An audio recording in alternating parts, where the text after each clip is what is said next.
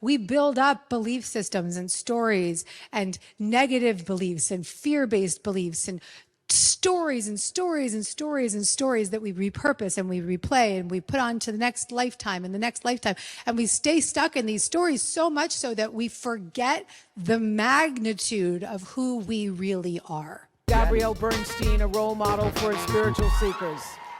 So here we are. We have this belief and this desire to feel good. The ultimate manifestation in our life is to feel good. I could sit here with you and be like, yeah, you know, I've had this credential, or maybe I was interviewed by Oprah at 30, or I've got these best-selling books. Fuck it. I don't give a about any of that. I care about how I feel right here, right now. Nothing out there matters if you don't have peace within. Nothing. And if you don't have that peace within today, I'm going to teach you how to get there. And I'm going to remind you right here, right now, that you do have that peace within you, but we forget.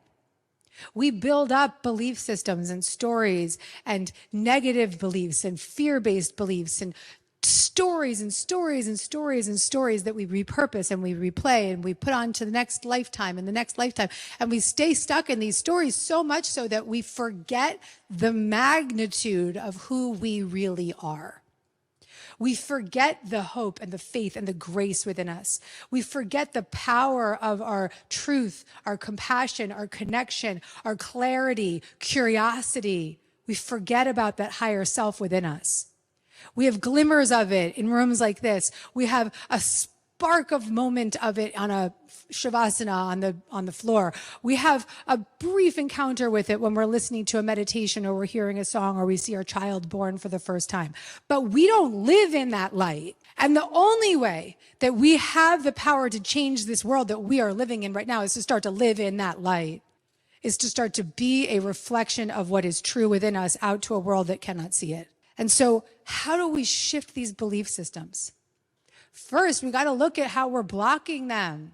I want to ask you guys right now, what are the stories or beliefs or fear stories or drama stories that you have on repeat in your life that you are aware might be blocking your connection to your happiness, to your joy, to your grace within? What are those stories? Scream them at me. What are they? Not enough. What else? Can't do it. Not worthy. Thank you, Gina.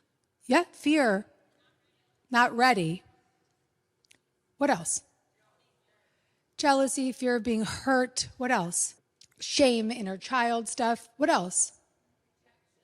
Rejection, fear of rejection. Okay, so how does that make you feel when you're in those stories? Talk to me.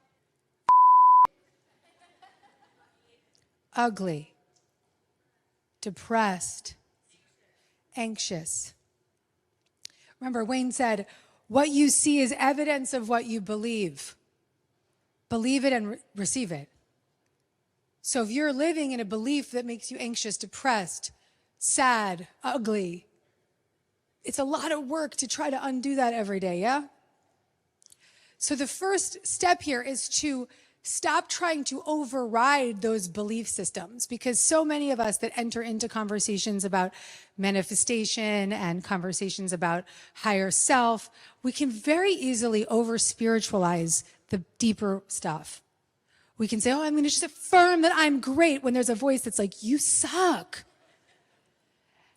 And when we do that, maybe we have a subtle shift. Maybe we feel a little bit good for a moment, but we go right back to that muscle memory and right back to that fear and that dissociation and that checkout. And so the way to undo those beliefs that hold us back is to befriend them, is to give voice to them, is to be curious about them, and to check in with them often, all day long, really.